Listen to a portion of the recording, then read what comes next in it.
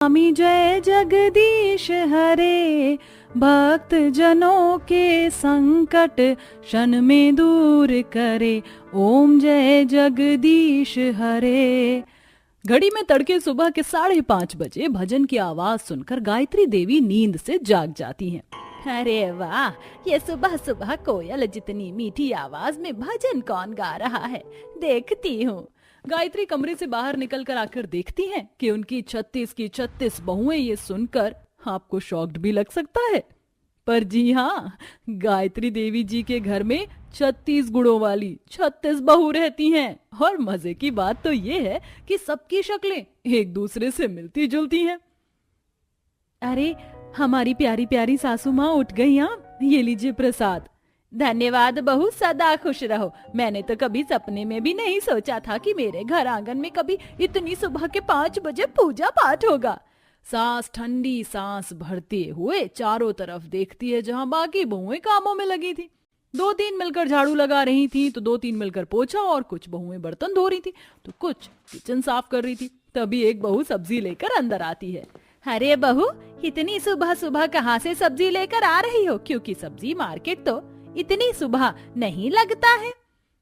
माँ जी, सब्जी मार्केट जाकर मुरझाई हुई बासी सब्जियां कौन खरीद कर लाना चाहता है? मैंने तो हमारे पड़ोसी कालू भैया से एकदम ताजी फ्रेश हरी भरी सब्जी खरीदी है। वो डेली सुबह के 3 बजे सब्जी मंडी जाते हैं ना, तो 5 बजे तक सब्जी ले आते हैं। तो मैंने कट्टा खुलवा कर ताजी सब्जी तुलवा ली। देखिए कितनी कच्ची कच्ची तोरी, भिंडी, लौकी, और आपके लिए करेले भी लेकर आई हूँ। आपको कल से भरवा करेले खाने का दिल कर रहा था, इसलिए। इतने में बहू नंबर 3 आती है। माँ जी, आपके कपड़े इस्त्री हो गए हैं, नहाने का पानी भी गर्म हो गया, जल्दी से नहा लीजिए और बता दीजिए नाश्ते में क्या खाएंगी। आपकी 36 बहुएं फटाफट से बनाकर रखेंगी। अपनी 36 की 36 गुण वाली 36 बहुओं में इतना फुर्तीलापन देखकर सास गायत्री का दिल तो गार्डन गार्डन हो जाता है। सच मानो बहुओं, तुम जैसी 36 गुणों वाली 36 बहुओं को पाकर मेरे तो वारे न्यारे हो गए। कितनी सेवा पानी करती हो तुम, मेरी सदके जावा। सास नहाने घुस जाती है, और जब नाश्ते की मेज पर आती है कि शाही अंदाज में 56 तरह के पकवान उसकी खातिरदारी में हाजिर थे, और कोई बहू सास को निवाला बनाकर खिला रही थी, तो कोई गा रही थी, और बाकी ठुमके लगा रही थी। लीजिए हमारी प्यारी प्यारी सासू माँ, आपके लिए 56 तरह का खाना पेश है, खाइए। 100 साल जियो हमारी सासू माँ हमको लगती हैं। माँ से प्यारी सासू माँ, अरे 100 साल जियो हमारी सासू माँ। अचानक से एक एक करके 36 बहुएं गायब हो जाती हैं, और सब कुछ धीरे धीरे धुंधला हो जाता है। जैसे ही सपना टूटा, गायत्री देवी धड़ाम से जमीन पर गिर पड़ती हैं। उई मैया, ओहो, मेरी कमर टूट गई। हे भगवान, मतलब मैं ख्वाब देख रही थी? धत तेरे की, अर्श से फर्श पर लाकर पटक दिया। कितना प्यारा सपना था। रानी सास जैसे मेरी 36 बहुएं मेरी सेवा पानी कर रही थी। वैसे सुबह का सपना तो सच होता है। इसका मतलब मुझे मेरे मन मुताबिक मेरी 36 गुणों वाली बहू मिलेगी, जरूर मिलेगी। ऐसा सोचकर कमर पकड़े हुए गायत्री देवी हंसना स्टार्ट कर देती हैं। गायत्री देवी का इकलौता बेटा रोहन था, जिसकी शादी वह ऐसी लड़की से करवाना चाहती थी जिसके अंदर पूरे के पूरे 36 गुण कूट कूट कर भरे हों। इसलिए 27-28 साल की उम्र में भी रोहन कुंवारा बैठा था। वह अपने खानदानी पंडित जी को बुलाती हैं। पंडित जी, मुझे ऐसी बहू की तलाश है जो लड़की देखने में सुंदर हो, लंबे घने बाल हो, कोयल जैसी सुरीली आवाज हो उसकी, अच्छा खाना बनाना आता हो, पूजा पाठ करने वाली हो। कुल मिलाकर मुझे अपने बेटे के लिए ऐसी बहू चाहिए जिसमें 36 के 36 गुण हो। फिर तो हो गया बेड़ा पार। आज के जमाने में चिराग लेके ढूंढने से भी ऐसी लड़की नहीं मिलेगी जिसमें 36 गुण समाये हो। कुछ सोचकर पंडित जी संजना नाम की लड़की की कुंडली निकाल कर दिखाते हुए मक्खनबाज अंदाज में बोलते हैं। ये देखिए बहन जी, इस लड़की की कुंडली साक्षात दैविक कुंडली है, 36 गुणों वाली है। आपके बेटे का शादी का संजोग इसी के साथ बना हुआ है। ये सुनते ही गायत्री देवी के मन में खुशी के लड्डू फूटने लगते हैं। फिर तो आप रिश्ता पक्का करवाइए पंडित जी। मैं चटमंगनी पट ब्याह करके अपनी 36 गुणों वाली बहू को अपने घर लाना चाहती हूँ, ताकि मैं भी सास बनने का सुख पाऊं। जी जी बिल्कुल गायत्री बहन, आप तो बस मेरी दक्षिणा तैयार रखना। अब 36 गुण वाली बहू ढूंढ कर दे रहा हूँ, मोटी दक्षिणा लूंगा। जी बिल्कुल पंडित जी, दोनों परिवार आपस में मिलकर रिश्ता पक्का कर लेते हैं और संजना शादी करके ससुराल आ जाती है, जहाँ एक तरफ सास गायत्री देवी थी जो समझती थी कि उसके घर सुंदर, सुशील और 36 गुणों वाली संस्कारी बहू आई थी, जबकि बहू के दिमाग में अलग सी खिचड़ी पक रही थी। क्या होगा अंजाम जब टकराएंगे सास बहू की दो अलग अलग सोच। उफ, कितनी गर्मी लग रही है, अरे कोई एसी चला दो यार। ऐसा बोलते हुए संजना दरवाजे पर ही घूंघट हटा लेती है, तभी पड़ोसन चंद्रमुखी चुटकी लेते हुए बोलती है, ये गायत्री बहन, अभी तो तुम्हारी 36 गुण वाली बहू ने ससुराल के अंदर एंट्री भी नहीं मारी और दरवाजे पर ही मुंह दिखाई करा दी। हाँ हाँ, तू तो स्वाद लेगी ही चुड़ैल, आदत से लाचार लतखोर जो ठहरी। अच्छा, अब ज्यादा तिल का ताड़ बनाने की जरूरत नहीं है। चंद्रमुखी, चलो सब अपने अपने घर जाओ, शादी खत्म हुई। सुन लिया आपने मेरी सासू माँ ने क्या कहा, बेशर्म आंटी, यूं अब जाइए यहाँ से। औरत के जाने के बाद गायत्री देवी गुस्सा होकर डांट लगाती है, संजना बहू, तुमसे थोड़ी देर सब्र नहीं किया गया? खैर छोड़ो, गृह प्रवेश करो सीधे पैर से। श्योर सासू माँ। बहू इतनी जोर से कलश को लात मारती कि दूर जाके गिरता है। यह नजारा देखकर ससुर राजेश माथा पकड़ लेते हैं। हे भगवान, इसके लक्षण देखकर नहीं लग रहा कि इस बहू में 36 गुण विराजमान है। सॉरी सॉरी सॉरी सासू माँ, वो गलती से जोर से लग गया। अच्छा चलो कोई नहीं, तुम दोनों की थकावट हो गई होगी, जाओ आराम करो। रोहन, ले जा अपनी बीवी को। जी माँ। चलो संजना। आखिरकार मैंने अपनी 36 गुण वाली बहू की आरती उतार ही ली जी। आज तो मैंने गंगा नहा लिया। अगले दिन संजना मॉडर्न बहू के जैसे कट स्लीव का ब्लाउज साड़ी पहनकर किचन में आती है। गुड मॉर्निंग सासू माँ, क्या बनाया है आपने नाश्ते में? हैं बहू, मैं क्यों बनाऊंगी? तू इस घर की नई नवेली बहू है, तुझे बनाना है सब कुछ। तो बट मुझे तो कुछ भी बनाना नहीं आता है। ये सुनते सास का सर चकरा जाता है।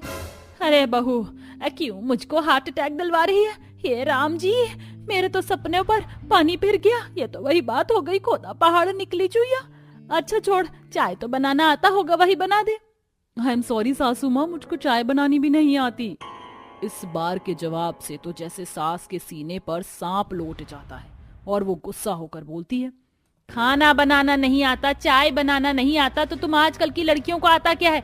खाली काली भैंस की तरह जीभ निकालकर सेल्फी खिंचवाना।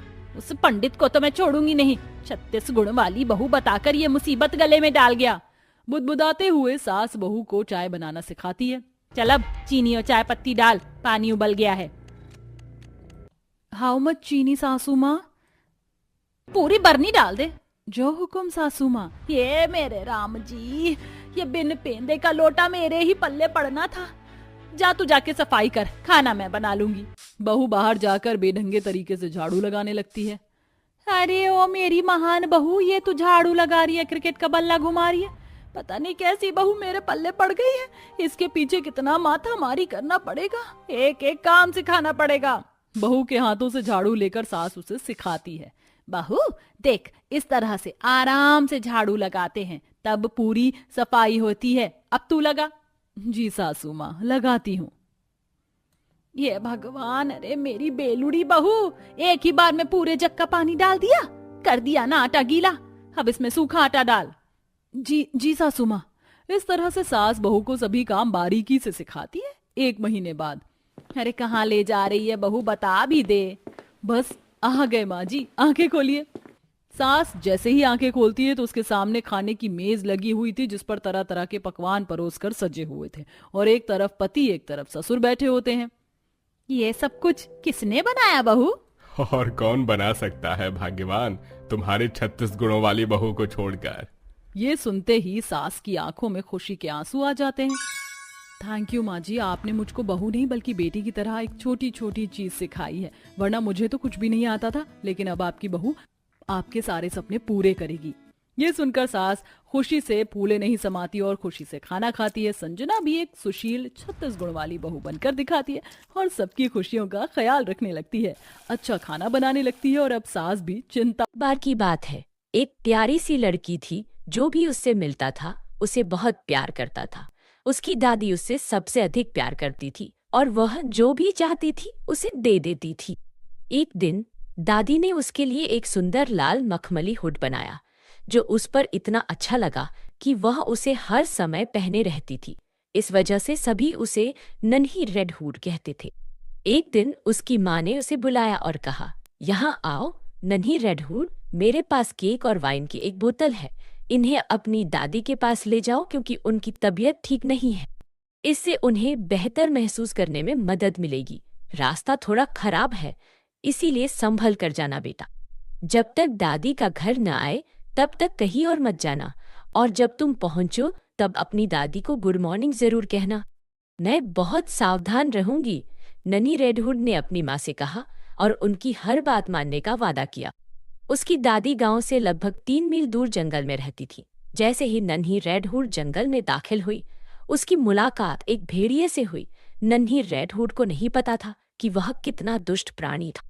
गुड मॉर्निंग नन्ही रेडहुड, भेड़िए ने कहा। तुम इतनी जल्दी कहाँ जा रही हो और तुम्हारी टोकरी में क्या है? मैं अपनी दादी के घर जा रही हूँ, उनकी तबीयत ठीक नहीं है तो उन्हें खाना देने जा रही हूँ, नन्ही रेडहुड ने जवाब दिया। तुम्हारी दादी कहाँ रहती है नन्ही रेडहुड? भेड़िए ने कहा। नन्ही रेडहुड ने जवाब दिया, जंगल में उनका घर अखरोट के पेड़ों के ठीक पीछे 3 बड़े ओक के पेड़ों के नीचे खड़ा है। आप निश्चित रूप से इसे जानते होंगे। भेड़िए ने मन ही मन सोचा, कितनी कोमल युवा प्राणी है, उसका मुंह कितना स्वादिष्ट होगा। उस बूढ़ी औरत से भी बेहतर मुझे दोनों को पकड़ने के लिए चतुराई से काम लेना होगा। तो वह कुछ देर तक नन्ही रेडहुड के पास चला और फिर बोला, यहाँ चारों और बहुत सुंदर फूल है, तुम्हें अपनी बीमार दादी के लिए कुछ फूल ले लेने चाहिए। नन्ही रेडहुड ने चारों ओर देखा कि पेड़ों के बीच से सूरज की किरणें नाच रही है और हर जगह खूबसूरत फूल उग रहे हैं। उसने सोचा, क्या होगा अगर मैं दादी के लिए फूलों का ताज़ा गुलदस्ता ले जाऊं? इससे वह भी खुश हो जाएंगी। अभी मेरे पास समय है, इसलिए मैं जल्दी वहां पहुंच जाऊंगी। और इसलिए वह फूल इकट्ठा करने के लिए रास्ते से जंगल की ओर भाग गई। फूल इकट्ठा करते करते वह जंगल में और भी गहराई में चली गई। इसी बीच भेड़िया भागकर सीधे दादी के घर पहुंचा और दरवाजा खटखटाया। खटखटाने पर किसी ने कोई जवाब नहीं दिया। दादी घर पर नहीं थी, वह पड़ोस में अपनी सहेली के घर गई थी। भेड़िए मुंडी उठा ली और दरवाजा खुल गया। बिना कुछ कहे वह सीधे दादी के कमरे में गया। फिर उसने दादी के कपड़े पहने, टोपी पहनी, दादी के बिस्तर पर लेट गया और पर्दे खींच दिए। नन्ही रेडहुड दौड़ दौड़ कर फूल चुन रही थी और जब उसने जितने फूल इकट्ठा कर सकती थी उतने इकट्ठा कर लिए तो उसे अपनी दादी की याद आई और वह अपने घर के लिए निकल पड़ी। वह कुटिया का दरवाजा खुला देखकर आश्चर्यचकित रह गई और जब वह अंदर गई तो उसे बहुत बेचैनी महसूस हुई और उसने खुद से कहा, आज मुझे इतना अजीब क्यों लग रहा है? आमतौर पर मुझे दादी के साथ रहना अच्छा लगता है। वह बिस्तर के पास गई और पर्दा हटा दिया। वहां उसकी दादी लेटी हुई थी और उसकी टोपी उसके चेहरे पर दूर तक खींची हुई थी, जो बहुत अजीब लग रही थी। ओह दादी, उसने कहा, आपके कितने बड़े कान हैं, तुम्हारी बातें सुनने के लिए है मेरे बच्चे, भेड़िए ने जवाब दिया। लेकिन दादी, आपकी आंखें कितनी बड़ी हैं, तुम्हें अच्छी तरह से देखने के लिए। लेकिन दादी, आपके कितने बड़े हाथ हैं, तुम्हें गले लगाने के लिए। ओह, लेकिन दादी, आपका मुंह कितना बड़ा है, तुम्हें खा जाने के लिए। और जैसे ही भेड़िए ने यह कहा, उसने बिस्तर से छलांग लगा दी और नन्ही रेडहुड पर झपटा। भेड़िए को देखकर रेडहुड चिल्लाई। एक शिकारी घर के पास से गुजर रहा था और उसने उसकी तेज चीख सुनी और वो तुरंत दौड़ के अंदर आया। वह भेड़िए को देखकर चिल्लाया, मैं तुम्हें ही खोज रहा था दुष्ट भेड़िए। ऐसा कहते ही उसने अपनी बंदूक निकाली और भेड़िए को गोली मार दी। गोली की आवाज से दादी भी अपनी सहेली के घर से बाहर आ गई। नन्ही रेडहुड रोते हुए बाहर आई। दादी ने उसे संभाला। दादी ने रेडहुड की जान बचाने के लिए शिकारी को धन्यवाद कहा। तीनों बहुत खुश थे। शिकारी ने भेड़िए की खाल ले ली और उसे लेकर घर चला गया। दादी ने केक खाया और नन्ही रेडहुड द्वारा लाई गई वाइन पी ली और उन्हें काफी बेहतर महसूस हुआ। नन्ही रेडहुड ने मन में सोचा, जब तक मैं जीवित हूँ दादी के घर आते समय अनजान रास्ते पे नहीं जाऊंगी।